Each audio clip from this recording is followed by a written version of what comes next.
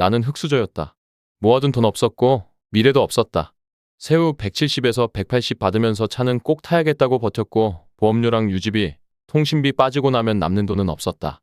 차를 안 타면 내가 아닌 것 같았고 꾸미는데 돈을 써야 내가 숨 쉬는 것 같았다. 그렇게 20대를 살았다. 모은 건 없었지만 이상하게 절박하지도 않았다. 그냥 원래 나는 이렇게 사는 놈이라고 믿었다. 30이 되던 해 도박이 내 앞에 처음 나타났다. 내가 알던 도박은 뉴스 속 이야기였다. 근데 아는 형이 폰으로 뭐 좀 하더니 돈을 뽑고 밥 사고 마사지 끊고 그렇게 돈을 흥청망청 쓰는 걸 봤다. 진짜 처음엔 그냥 신기했다. 저 형이 원래부터 잘 살았던 것도 아닌데 갑자기 저렇게 쓴다고. 그게 부러웠고 나도 할 수 있지 않을까 싶었다. 호기심 반, 돈에 대한 갈증 반.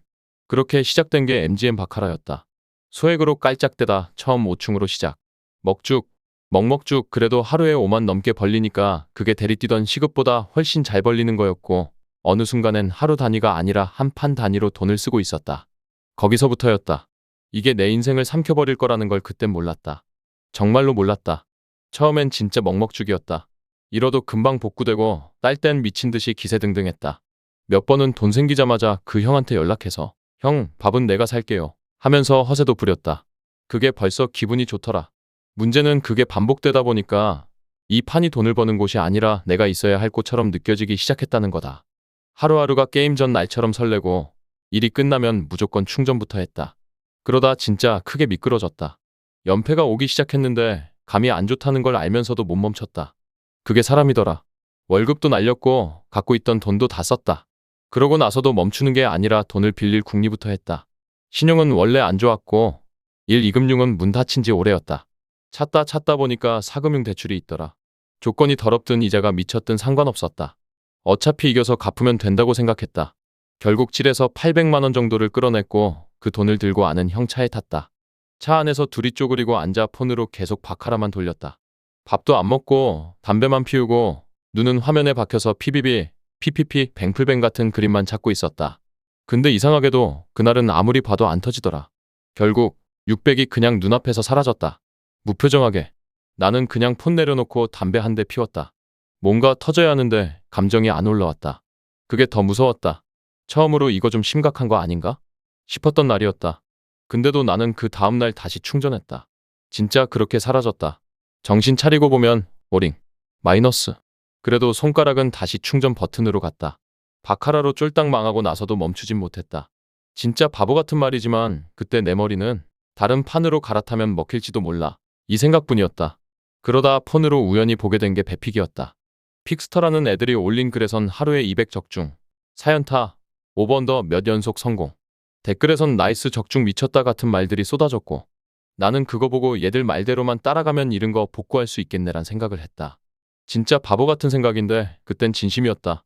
픽스터가 초대한 단톡방에도 들어갔고 거기선 가족방이라는 말까지 썼다.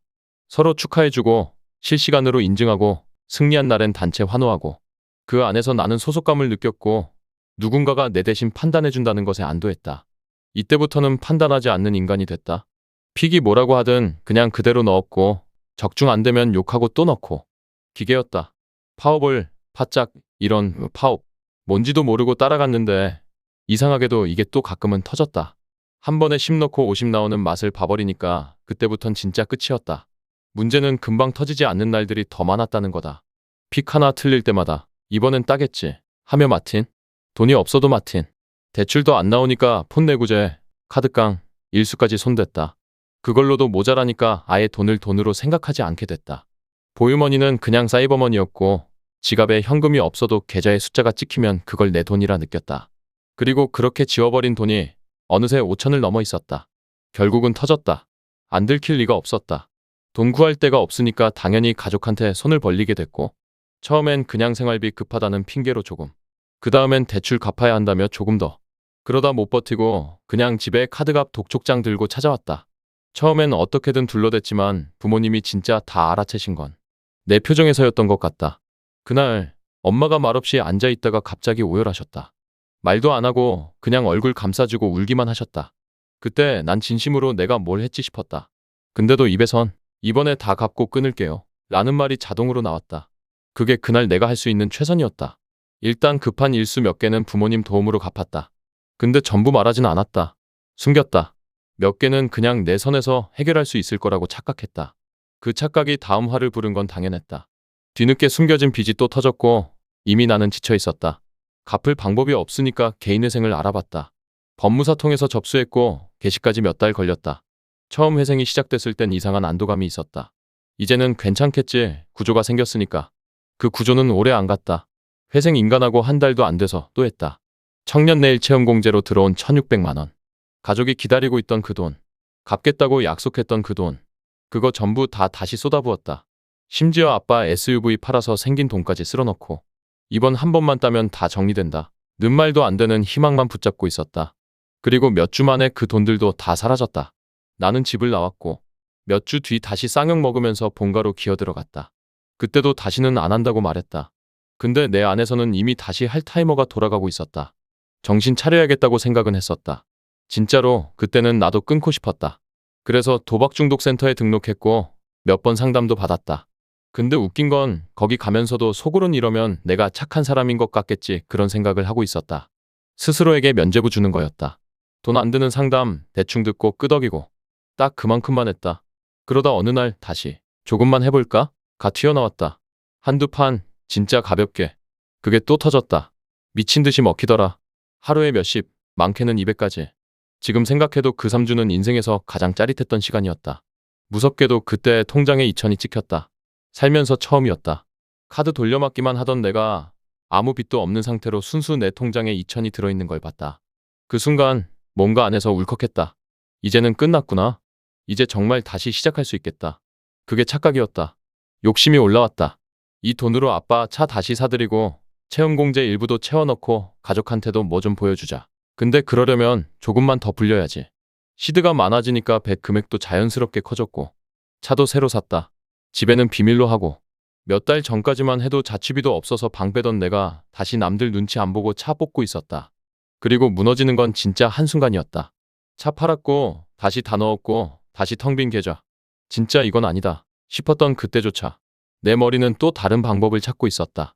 회생자도 대출 가능한 데가 있더라. 검색했고 나왔고 신청했고 그게 1,800이었다. 회생 중에 받은 마지막 대출. 그것마저 날리고 나니까 나는 이제 진짜 아무 말도 안 하게 됐다. 첫 회생은 결국 폐지됐다. 돈이 없어서가 아니라 돈이 있어도 그걸 변제에 쓰지 않아서. 말도 안 되지. 나도 안다. 근데 그게 그때의 나였다. 마지막 대출도 오링, 청년내일 체험도 오링, 아빠 차값도 오링. 그 모든 게 손끝에서 사라졌고 나는 결국 다시 법무사 사무실을 찾았다. 재회생 가능하냐고 물었고 된다고 하더라. 이자까지 다 합쳐서 7,600. 그걸 이번엔 50대 후반으로 쪼개서 36개월. 딱 거기까지다. 지금도 매달 회생비 내고 있다. 통장은 비어있고 쓸 수 있는 돈은 거의 없고 월급은 들어와도 내 돈이 아니다. 그냥 법원에 넘겨주는 숫자일 뿐이다. 그리고 솔직히 말하면 아직도 끊지 못했다. 파워볼, 미니게임은 안 한다. 그건 진짜 말도 안 된다는 걸 뼈저리게 배웠다. 근데 스포츠는 아직도 가끔 한다.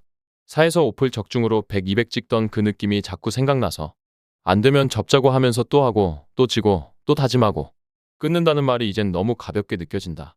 말만 보면 진짜 몇십 번도 넘게 끊었으니까. 이번 달에 월급 나온다. 이건 부모님 드리려고 마음먹고 있다. 그거라도 해야 내가 인간 구실은 하는 거 아닐까 싶어서. 그런데도 지금 이 글 쓰는 도중에도 머릿속 어딘가에선 혹시 이거로 한번 여기에 걸면 같은 생각이 스치고 지나간다. 진짜 미친놈이지. 그래도 이제는 정말 끊고 싶다. 이걸 쓰고 있는 지금 나는 아직 회생 중이다. 카페에 앉아있고 휴대폰 배터리는 34%. 통장엔 8만 원 좀 넘게 남아있다. 월급은 다음 주에 들어오고 그중 50 몇만 원은 회생비로 빠져나갈 거다. 남는 돈은 거의 없다. 친구는 거의 안 만나고 연애는 꿈도 안 꾼다.